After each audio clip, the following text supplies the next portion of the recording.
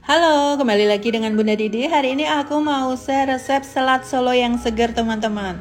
Nah, ini bisa jadi ide menu lebaran yang beda ya, yang lebih segar dari biasanya. Pasti keluarga suka.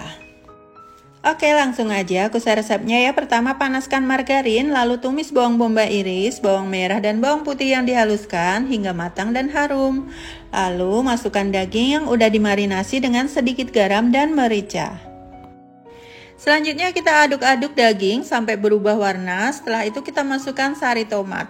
Dari tomat segar yang direbus lalu dihaluskan dan disaring. Tambahkan juga kaldu dan juga pala. Jika suka boleh masukkan juga telur rebus ya teman-teman untuk pelengkapnya nanti. Lalu tambahkan kecap manis, kemudian tinggal kita aduk rata, lalu kita masak dengan api kecil sampai meresap. Masaknya api kecil ya agar daging empuk, kemudian juga kuah nggak menyusut banyak biar tetap segar.